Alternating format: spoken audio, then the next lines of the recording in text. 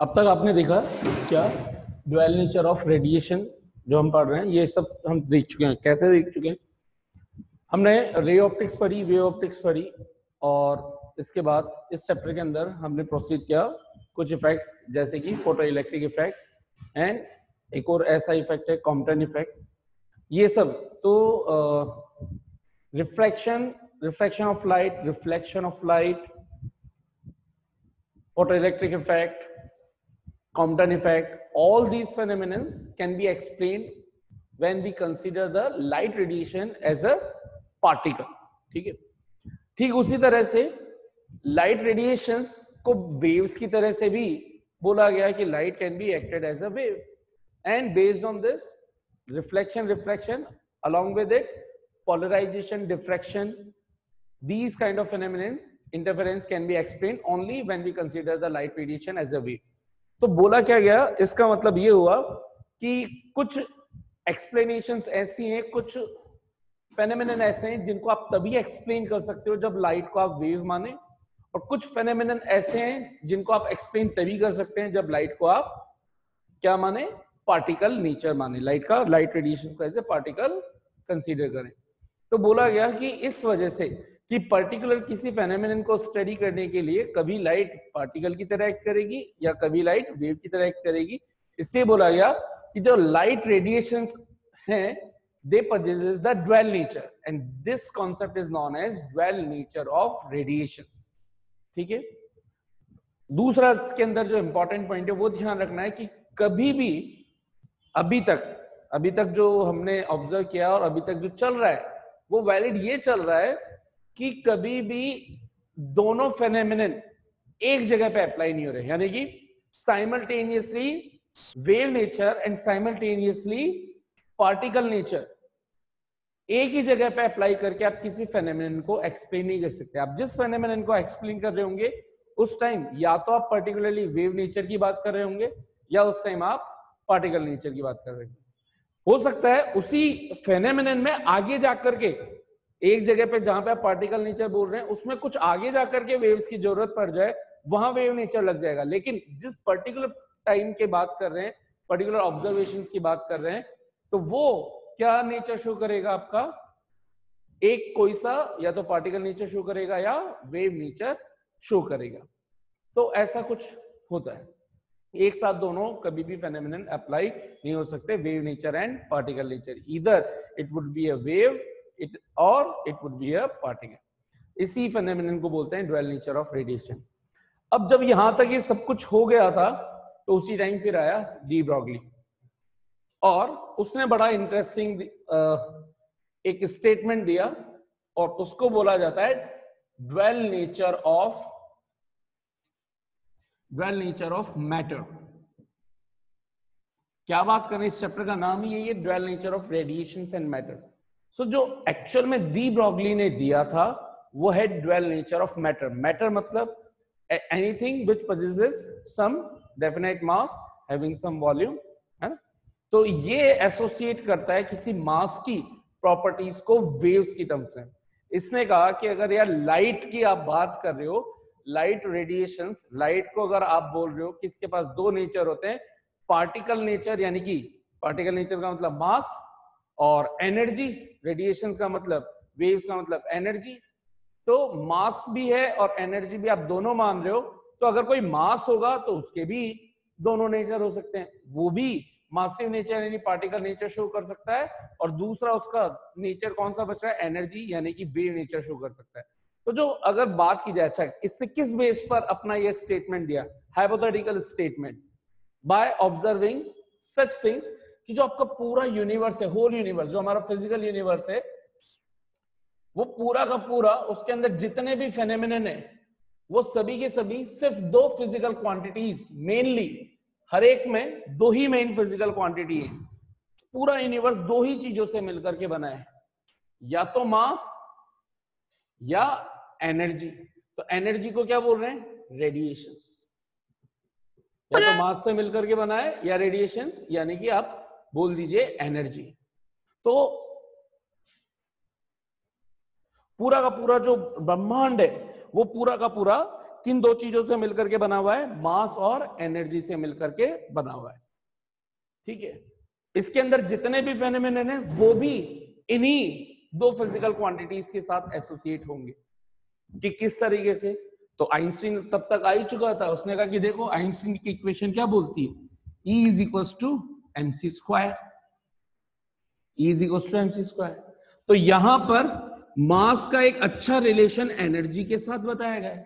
और अगर एनर्जी है, मैं पहले ऊपर एनर्जी लिखता हूं फिर नीचे रेडिएशन लिखता हूं। एनर्जी किस फॉर्म में हो सकती है? रेडिएशन फॉर्म में हो सकती है। रेडिएशन का मतलब वेव नेचर में एसोसिएट हो सकती है। ठीक है, वेव नेचर कैसे? फ्रीक्वेंसी या वेवलेंथ होगी, और यहां से अगर फ्रीक्वेंसी न्यू है तो एच न्यू आता ही है energy.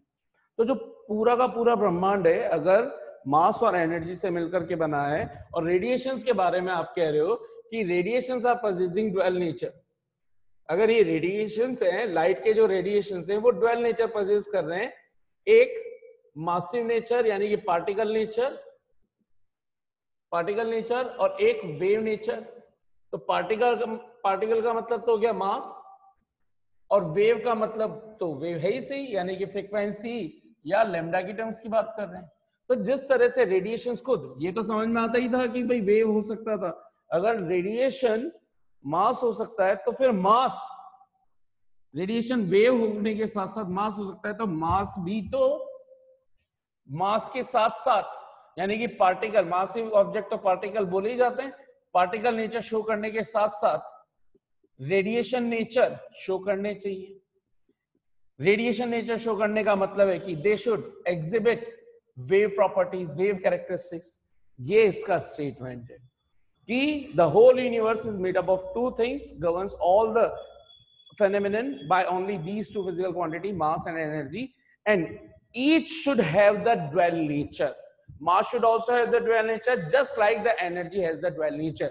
Energy can be treated in terms of two characteristics, either particle nature or wave nature, when we associate the picture of light in terms of radiation's energy. So E is equals to mc square also again shows the relation of mass with energy, कि मास को energy में कैसे convert कर सकते हैं।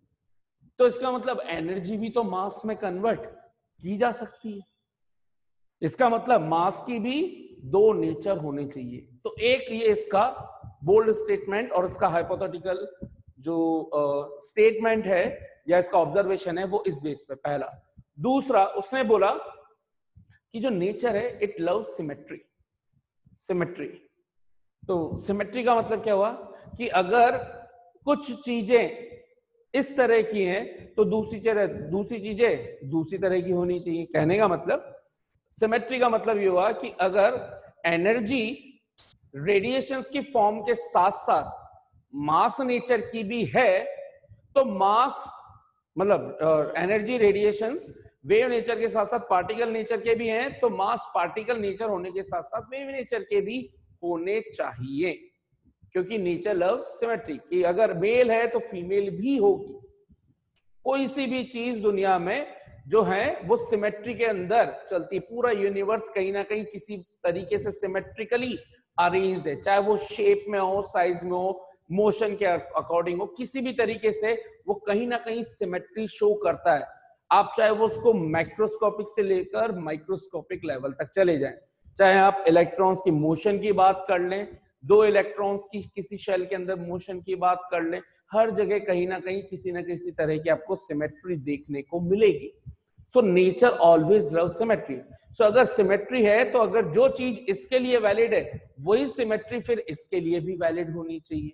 तो energy ने अगर ड्वेल नेचर शो किया है तो मास ने, और मास बोले तो matter should also have dual nature. And अगर मैटर पार्टिकल नेचर तो इजीली शो ही कर रहा है, it should also have the wave nature. तो जो भी वेव मैटर के साथ एसोसिएट होगी उसी वेव को बोला जाएगा matter waves. And this hypothetical statements of de Broglie was known as dual nature of matter। कि what is dual nature of matter?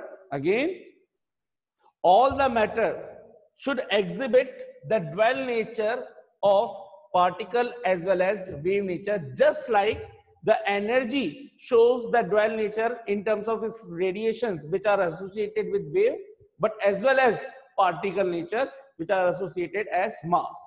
So in the similar manner, matter should also exhibit both kind of characteristic. अब उसने ये सारी चीजें बोल दी 1924 के अंदर. He was the French physicist.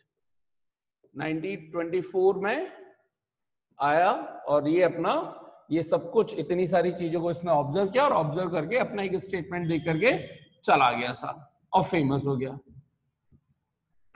ठीक है. अच्छा, तो अब ये बोला गया, ये सारी चीजें जब बोल दी गई तो उसने कहा भाई तुम कुछ मैथमेटिकली प्रूव तो करके बताओ. अच्छा, ये जो मैटर वेव्स हैं, जो मैटर वाला नेचर वेव्स के साथ एसोसिएटेड है या जो वेव्स मैटर के साथ एसोसिएटेड है उनको मैटर वेव्स, और दूसरा नाम डी ब्रोगली वेव्स भी बोलते हैं. De Broglie waves. अच्छा, एक्चुअल प्रोनाउंसिएशन डी ब्रॉय है. एक्चुअल प्रोनाउंसिएशन इसका नेम का डी ब्रॉय है, लेकिन क्योंकि हम इजी वे में याद रख सके और एग्जाम के अंदर आपको लिखना भी होता है तो वो चीज आपके माइंड में बैठी रहे, इसलिए मैक्सिमम सभी लोग इसको डी ब्रॉगली ही प्रोनाउंस करते हैं, डी ब्रॉय. ठीक है, इसका प्रोनाउंसिएशन होता है, बट डजंट मैटर. नाम में कुछ रखा है याद करने के अलावा, नाम बस एक ही काम देता है, याद, और कुछ नहीं. ठीक है, तो याद करने का नाम बस. ठीक है, तो अच्छा, अब इसने कहा कि भाई एसोसिएटेड है तो आप करके बताओ, करके बताओ. ठीक है साहब, तो इसको एसोसिएट करके बताते हैं. तो उसने कहा कि लेट्स सपोज हम फोटोन की बात करते हैं, क्योंकि आपने जिस तरीके से फोटोन के ड्वेल नेचर शो किए, एक पार्टिकल नेचर शो किया और एक वेव नेचर शो किया, अलग अलग फेनोमेनन्स को एक्सप्लेन करने के लिए. तो जब कोई फोटोन वेव टर्म्स में होता है, वेव टर्म्स में जिस तरीके से diffraction, polarization, interference we were explaining by taking the light radiation, और लाइट रेडिएशन का क्वांटा बोला ही गया फोटोन के. अगर लाइट रेडिएशन है, वो वेव्स हैं, तो उनके पास एनर्जी जो होनी चाहिए वो एच न्यू जितनी होनी चाहिए, एच न्यू. ठीक है, वेव टर्म्स में एनर्जी. और अगर वही फोटोन, इसका मतलब एक पर्टिकुलर फोटोन की बात कर रहे हैं, एक पर्टिकुलर फोटोन जब वेव नेचर में होता है जिसकी फ्रीक्वेंसी न्यू हो, तो उस वो कितनी, एक फोटोन कितनी एनर्जी पोजेस कर रहा होगा, E equals to h nu. E equals to h nu जितनी एनर्जी पोजेस कर रहा होगा. और वही जब पार्टिकल नेचर यानी कि मासिव नेचर में हो, तो इट शुड एग्जिबिट और it should possess the energy given by the Einstein mass relation, energy mass relation, E equals to mc square. ये दोनों एक ही फोटोन की बात कर रहे हैं, तो ये दोनों एनर्जी आपस में इक्वल भी होनी चाहिए, क्योंकि एक ही टाइम, एक अलग टाइम पर आपने एक ही फोटोन की बात करी है, उसकी एनर्जी, तो जितनी एनर्जी ये रख रहा है एक फोटोन हर टाइम पे, according to law of conservation of energy, एक फोटोन की एनर्जी इतनी है, अभी और कहीं पे बात नहीं कर रहे, तो अगर ये 100 जूल है तो ये भी 100 जूल ही होनी चाहिए. वो दूसरे टाइम, जिस टाइम आप इसी सेम फोटोन को कंसीडर कर रहे हो तो. ठीक है सर, तो उस टाइम पर mc square should be is equal to h nu, mc square is equal to h nu. अच्छा, हमें पता है फ्रीक्वेंसी का रिलेशन स्पीड ऑफ लाइट और लैम्डा से क्या होता है, nu is equal to c upon lambda, है ना. कैसे होता है, speed is equal to distance upon time. कैसे, जिसको नहीं पता उनके लिए, लाइट की स्पीड c, एक डिस्टेंस और टाइम, तो वन टाइम पीरियड में जो डिस्टेंस ट्रेवल की जाती है उसको वेवलेंथ बोलते हैं, और 1/t का मतलब होता है क्या, न्यू. तो आपको पता भी, ये वाला रिलेशन भी पता होगा, v is equal to f lambda, तो वही सेम रिलेशन यहाँ बन रहा है. तो न्यू इज इक्वल टू क्या बनता है, c बाय लैम्डा. सो अगर न्यू की वैल्यू यहाँ लैम्डा की टर्म्स में, क्योंकि हम वेव लाना चाह रहे हैं और वेव का सबसे अच्छा मीनिंग किस टर्म्स में निकलता है, वेवलेंथ. जब वेवलेंथ बोल देते हैं तो एकदम दिल को बड़ा सुकून मिलता है, आहा वेव की ही बात चल रही है. तो लैम्डा की टर्म्स में हम इसको लेकर के आ रहे हैं. H C upon lambda. एक सी से एक सी कैंसिल हो गया, ये बन गया m c is equal to h upon lambda. तो क्या यहां से lambda can be find out h upon m c. ध्यान से देखें तो एमसी क्या होता है, एमसी होता है मास इंटू स्पीड या mass into velocity, linear momentum. ये लीनियर मोमेंटम ये लिख दिया साहब। तो क्या हमने वेवलेंथ को एक रिलेशन दिखा दिया, वेवलेंथ का रिलेशन मोमेंटम से या मास से। वेवलेंथ किसके साथ अटैच हो चुकी है, ये इस रिलेशन के थ्रू मास के साथ। इसका मतलब ये बोल ही रहे हैं कि वेव का एक रिलेशन मास के साथ हो सकता है और होता है, ये रहा। तो वेवलेंथ मास में रिलेट करती है तो मास भी तो वेवलेंथ में रिलेट कर सकता है। अगर यहां से हम मास की वैल्यू निकाल लें लैम्डा की टर्म्स में तो ये कितना निकल जाएगा, एच अपॉन सी लैम्डा। ये लो मास को हमने, यानी कि वेवलेंथ होती तो उसके थ्रू हम मास का रिलेशन दे सकते हैं। और मास क्या है, मैटर। तो matter, this is the matter, this is the wave. Matter has been associated with wave, matter wave.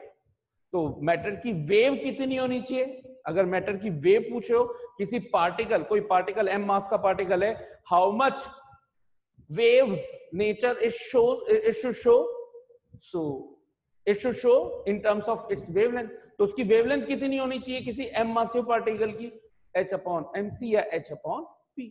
उसने कहा ये चीज, तो बाकी लोगों ने कहा कि भाई साहब ये तो कुछ आपने निकाला है, ये तो फोटोन के लिए निकाला है ना। तो उसने कहा ठीक है, ये चीज अगर फोटोन के लिए वैलिड है तो मैं बोल रहा हूं, मैं भी तो यही कह रहा हूं कि यूनिवर्स में इसी तरीके से सारी चीजें चलती है कि अगर आप बात करें इलेक्ट्रॉन, प्रोटॉन, न्यूट्रॉन, XYZ किसी भी मासिव पार्टिकल की जिसका मास हो m, और वो अब अगर नॉर्मल मास है कोई सा भी, चाहे वो इलेक्ट्रॉन, प्रोटॉन, न्यूट्रॉन, वो लाइट की स्पीड से ट्रेवल करेगा नहीं, तो उसका स्पीड कोई v होगी लेस देन टू c।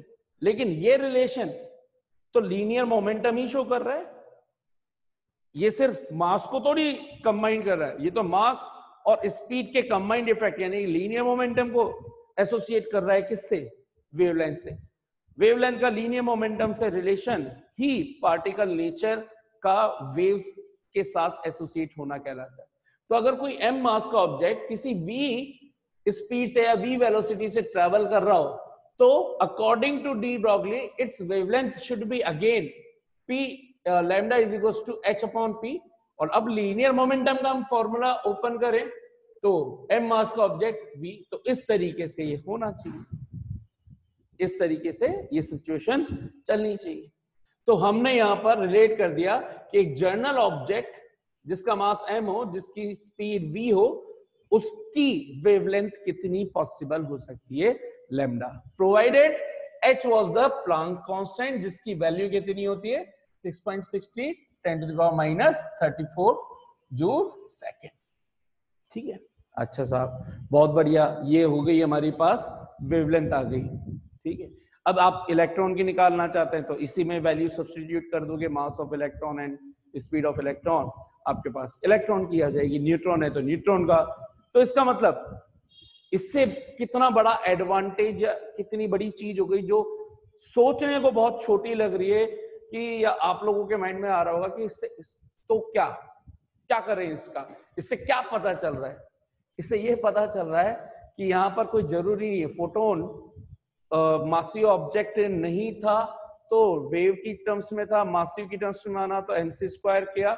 यहाँ पर यह पता चला कि चार्ज पार्टिकल होना ही जरूरी नहीं है, इलेक्ट्रॉन है तो उसकी भी निकाल सकते हो, प्रोटॉन है तो उसका भी वेवलेंथ निकाल सकते हो, वेव नेचर निकाल सकते हो, न्यूट्रॉन है तो उसका भी निकाल सकते हो, कोई जनरल ऑब्जेक्ट है तो उसकी भी आप वेवलेंथ से आप उसको एसोसिएट करवा सकते हो। कैसे? तो यहां पर देखा कि भाई ये लैम्डा जो वेवलेंथ है किसी भी m मासिव पार्टिकल की, वो किन किन फैक्टर्स पे डिपेंड कर रही है। तो ऑब्वियस ही बात है कि s तो कांस्टेंट है ही, तो लैम्डा इज डिपेंडिंग ऑन, अगर लीनियर मोमेंटम की टर्म्स में बोलूं तो 1/p, मास की टर्म्स में बोलूं तो 1 इनवर्सली प्रोपोर्शनल टू m, और v की टर्म्स में बोलूं so lambda is inversely proportional to inversely proportional. तो ये कुछ रिलेशन हमें देखने को मिल रहा है।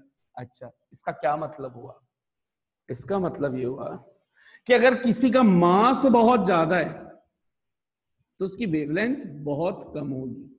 ठीक इसी तरह से किसी की स्पीड बहुत ज्यादा हो तो उसकी वेवलेंथ भी बहुत कम होगी, है ना। कंबाइंड इफेक्ट के हिसाब से अगर किसी का लीनियर मोमेंटम बहुत ज्यादा हो तो उसकी वेवलेंथ कम होगी। अच्छा सर, इससे कुछ ज्यादा अच्छे से समझ में नहीं आ रहा। ओके, इस इक्वेशन, ये इक्वेशन तो हमने डेराइव करी है, इसके अंदर कुछ स्पेशल केस ले लूं मैं। अगर एक केस ले लूं, मान लीजिए if v is equal to 0, v is equal to 0 का क्या मीनिंग होता है वर्डिंग फॉर्म में? Object is at rest, object is at rest. अगर v 0 है, ऑब्जेक्ट इज एट रेस्ट है, तो उस, यार आप अपनी मान सकते हो खुद की, कि क्या हमारी खुद की भी कोई वेवलेंथ हो सकती है। ठीक है, तो अभी हम थोड़ी देर के किसी, अभी इलेक्ट्रॉन प्रोटॉन और इस तरह के मासिव पार्टिकल की बात कर रहे हैं, या कोई से भी पार्टिकल की, जिस ऑब्जेक्ट, जो ऑब्जेक्ट रेस्ट पर आ गया तो उसकी लैम्डा कितनी निकलेगी? इनफाइनाइट। इनफाइनाइट का मतलब नॉट डिफाइंड। इसका मतलब अगर आपको, इससे क्या पता चल रहा है, अगर आपको वेव नेचर शो करना है तो इनफाइनाइट का मतलब ये नहीं कि बहुत बड़ी हो गई, इनफाइनाइट का मतलब है कि रेस्ट मास पर आप वेव नेचर डिफाइन नहीं कर सकते। तो वेव नेचर डिफाइन करने के लिए पहली कंडीशन, मासिव ऑब्जेक्ट का मोशन में होना जरूरी है। First conclusion, most important, the wavelength can be associated with any particle when the particle is in motion. If the object is at rest, then rest mass object's wavelength cannot be find out, or wave nature cannot be associated with the object who is at rest. अगर कोई object rest पर है तो उसकी wave nature आप define नहीं कर सकते, कोई वेव नेचर आप डिफाइन नहीं करोगे। हाँ, लेकिन अगर मैं बोल दूं कि if v is very much greater than to 0, तो बताइए लैम्डा क्या हो जाएगा? बहुत छोटा। लेकिन अगर इसी को मैं उल्टा कर दूं कि v 0 तो नहीं है, v 0 तो नहीं है, but v is very small, very small, है ना, स्लो मोशन में। ठीक है, एक पार्टिकल, मासिव पार्टिकल बहुत ही स्लो मोशन के अंदर मूव कर रहा है। बताइए अगर बहुत स्लो मोशन में होगा तो स्पीड बहुत कम होगी, तो क्या वेवलेंथ ज्यादा आ सकती है? यस और नो? Yes sir. ठीक है, लेकिन क्या ये बताना कंपलसरी हुआ कि चाहे स्लो मोशन हो चाहे फास्ट मोशन हो, मोशन में होना जरूरी है? क्या ये चीज समझ में आती है कि अगर आपको वेव नेचर इसके साथ एसोसिएट कराना है तो पार्टिकल के पास क्या होना जरूरी है? Linear momentum. और लीनियर मोमेंटम का कॉन्सेप्ट कब आता है? जब कोई मासिव ऑब्जेक्ट किसी स्पीड से मूव कर रहा हो, यानी कि कोई मासिव ऑब्जेक्ट मोशन में हो। So whenever the object will be in motion, it can exhibit its wave nature. And since we know that electrons in general, in any neutral matter, किसी भी, चाहे वो सोडियम हो, आयरन हो, कोई सा भी न्यूट्रल मैटर हो, उसके एटम्स में इलेक्ट्रॉन कभी भी रेस्ट पर जनरली होता ही नहीं, और जिस टाइम वो मोशन में है, इसका मतलब वो वेव प्रॉपर्टीज भी एग्जिबिट करता है। तो एक चीज ये हो गई। अब दूसरों ने कहा सर ठीक है, इलेक्ट्रॉन इलेक्ट्रॉन हो गया, हमारी क्या, हमारा क्या, हमारी वेवलेंथ कैसे होगी, कितनी हो सकती है? तो यार हमारी वेवलेंथ जो हम निकालेंगे वो इतनी छोटी निकल करके आएगी कि वी कांट मेजर इट। ये क्या बात हुई? क्या आप अभी तो कह रहे हो कि वेवलेंथ निकाल सकते हैं, आप कह रहे हो कि इतनी छोटी होगी, वी कांट मेजर इट। देखो logic, lambda is equal to h की वैल्यू रख दी मैंने 6.63, है ना, समझ, राउंड फिगर करने के लिए या तो 6 मान लो या 7 मान लो, जो आपको अच्छा लगता हो। 34 अपॉन मास, हमारा मास माने तो यार मिनिमम, मतलब 100 ग्राम या 1 kg 2 kg, अगर आप किसी भी ग्राम में रख लो, मिलीग्राम में रख लो, किसी में भी रख लो, तो थोड़ी देर के लिए मैं 1 kg से स्टार्ट करता हूँ। 1 kg कुछ ना कुछ मोशन में होना चाहिए, तो जनरल मोशन मान ली, चलो मैंने 1 मीटर पर सेकेंड की, 1 मीटर पर सेकेंड की, तो इसके साथ एसोसिएटेड वेवलेंथ कितने मीटर की आ रही होगी? ये सब कुछ आंसर जो भी मिलेगा, अगर मैंने ऐसा यूनिट में डेटा रखा है तो फाइनल आंसर मीटर में मिलेगा, दैट इज कंपल्सरी। सो बताइए इससे आंसर कितना मीटर निकल रहा है? 7 into 10 to the into power 10 power 54 metre. 54. 0.00000000034 times 0 then 7 कितना मीटर? अरे बाप रे, किसने कहा 2 kg कर दूं तो? अरे भाई फिर तो और छोटा कर दिया, ये तो और छोटा हो गया, 7 की जगह 3.5 ही रह गया। अरे अच्छा, छोटा नहीं, बड़ा नहीं करना, मास कम करना है। मास कितना कर दूं? 1 मिलीग्राम कर दूं। 1 मिलीग्राम सोचो कि कितना छोटा होता है अगर हम फिजिकली देखें तो। हाँ भाई बहुत छोटा होता है। मिलीग्राम को हटाया, केजी में कन्वर्ट किया, 10 टू द पावर -3 kg किया, -3 ऊपर चला गया तो ये प्लस का 3 हो गया, लेकिन अभी भी आंसर -31 मीटर आ रहा है। अच्छा सर, मिलीग्राम की जगह माइक्रोग्राम, या मिलीग्राम अपने आप में मतलब सोच लीजिए कि 1 मिलीग्राम कितना छोटा होता है, आप माइक्रोग्राम की बात कर रहे हैं, ठीक है। -6 ऊपर चला गया, -34 + 6 हो गया, इसका मतलब ये -28 हो गया। यार -28 मीटर भी तो आप नेग्लिजिबल ही बोलोगे, यानी कि इसको आप मेजर कहाँ कर पाओगे? जो वेवलेंथ मेजर की गई है वो किस ऑर्डर की वेवलेंथ मेजर की गई है? ज्यादा से ज्यादा एंगस्ट्रॉम एंड फर्मी। एंगस्ट्रॉम होता है 10 टू द पावर -10 मीटर, ये किसको बताता है? एटॉमिक साइज को। और फर्मी बताता है 10 to the power -15 metre, nuclear size को। अब इससे ज्यादा आप छोटा कहां पर जाओगे? आप सोचो कि न्यूक्लियस की साइज में, न्यूक्लियस साइज पे पहुंच गया, उससे भी कई गुना छोटी है, उससे भी कई गुना, -15 के बाद और -15, -30, -28। तो वेवलेंथ को हम जर्नल मास ऑब्जेक्ट के लिए, यानी हमारे जैसे ऑब्जेक्ट के लिए फाइंड नहीं कर पाते, मेजर नहीं कर पाते। हाँ, लेकिन अगर इलेक्ट्रॉन ले लें तो बड़ा इंटरेस्टिंग खेल हो रहा है। क्या इंटरेस्टिंग खेल हो रहा है साहब? देखिए, तो क्यों हम बात कर रहे हैं कि सब एटॉमिक पार्टिकल्स के साथ उनकी वेवलेंथ एसोसिएट की जा सकती है। Mass into speed. बताइए कि भाई इलेक्ट्रॉन, अगर इलेक्ट्रॉन ले लूं तो इलेक्ट्रॉन का मास क्या है? 9.1 into 10 power minus 31 very good, 1 kg. 31 kg। अब स्पीड आप कुछ भी मान लो, है ना, 22 या 220 मीटर पर सेकंड मान लो, या चलो नीचे वाले को कम रखना है तो थोड़ी कम रख लेते हैं, चलो 1 मीटर पर सेकंड ही मान लेते हैं, वरना ये और छोटा हो जाएगा। ठीक है, ऊपर अभी रख दो इसको -31 को, तो कितना हो गया? 7/9 इंटू 10 -34 + 31। क्या ये मेजर्ड रेंज वाली में आना चालू हो गया क्या? इस तरह Yes, का, sir. हालांकि ये स्पीड इससे ज्यादा होगी, 1 मीटर पर सेकंड नहीं होगी, 220 इस वाले ऑर्डर की होगी।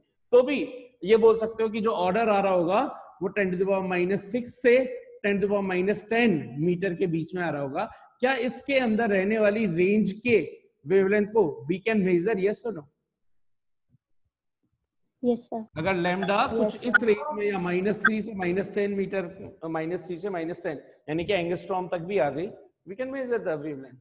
That's how the electron can exhibit the wave nature that can be measured as well. तो इलेक्ट्रॉन हो गया। प्रोटॉन अगर रखना है तो प्रोटॉन का क्या रख दूं? 1.6 इंटू 10 टू पावर -27। -27 ऊपर चला गया तो प्लस का 27 कितना आ गया बोलो? -7। इसी रेंज में आ रहा है, मेजर कर सकते हैं, यस और no? Yes, sir. Yes, sir. So that's how we can measure the wavelength of electron, proton और सब एटॉमिक पार्टिकल्स, यानी, और ये एग्जिबिट करते हैं वेव नेचर को। So this was the concept. यहां तक कितनों को ये सारी चीजें समझ में आई? सो नेक्स्ट हम जल्दी से देख लेते हैं जो लास्ट टॉपिक है, डी ब्रोगली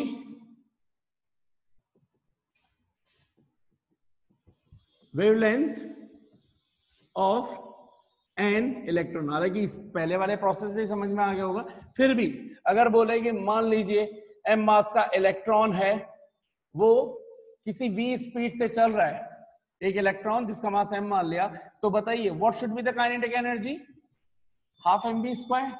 मान लिया थोड़ी देर के लिए कि ये रेस्ट से इसने अपनी स्पीड v एक्वायर करी, तो ये जो कुछ लिख रहा हूं क्या it should be the change in kinetic energy actual में? एक्चुअल वैल्यू क्या, एक्चुअल में क्या कहलाएगा? चेंज इन काइनेटिक एनर्जी, है ना? कि अगर इलेक्ट्रॉन रेस्ट से किसी v स्पीड को गेन कर रहा है तो इसकी काइनेटिक एनर्जी में चेंज कितने का आ गया? Half mv square. हमें पता है कि change in kinetic energy according to work energy theorem W is equal to delta K ही होता है। तो इसका मतलब जो भी वर्क डन हो वो हाफ mv स्क्वायर के इक्वल होना चाहिए।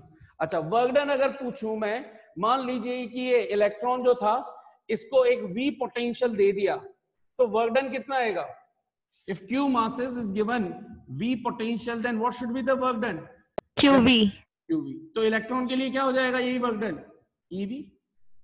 ये भी वर्क डन है, ये भी वर्क डन है, both should be equal. Can I equate W is equals to delta KE, and in that way EV is equals to half mv square? Yes or no?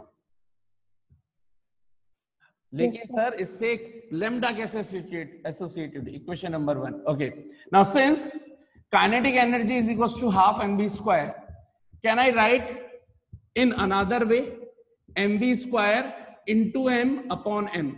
इससे फायदा क्या हुआ मुझे? ये ऊपर हो गया m स्क्वायर, m से मैंने मल्टीप्लाई डिवाइड कर दिया, तो ये m स्क्वायर v स्क्वायर, यानी कि मैंने इसको लिख दिया mv का whole square upon m।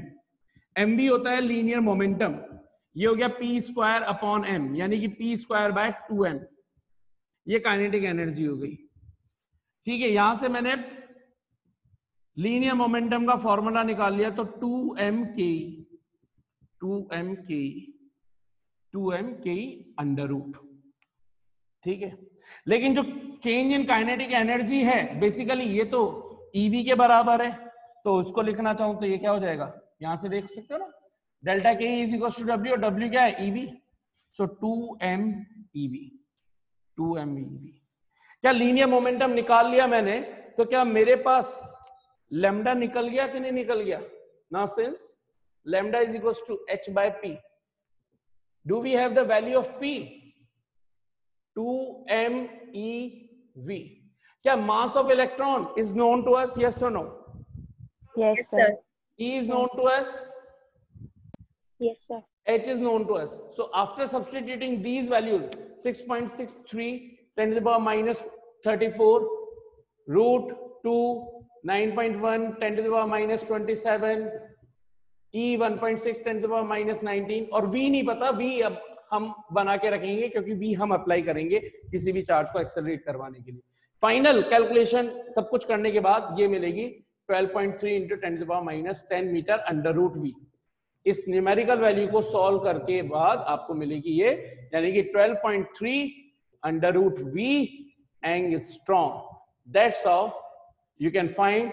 Now आप अलग अलग पोटेंशियल लगाओगे, उसके बेस पर उसकी जो रफ्तार है, स्पीड है, वो अलग अलग होती जाएगी, और आपको यहाँ पर इलेक्ट्रॉन की वेवलेंथ फाइंड होती जाएगी। हाँ भाई, समझ में आ गया? हमने फाइंड कर ली de Broglie wavelength of an electron. Chapter समाप्त।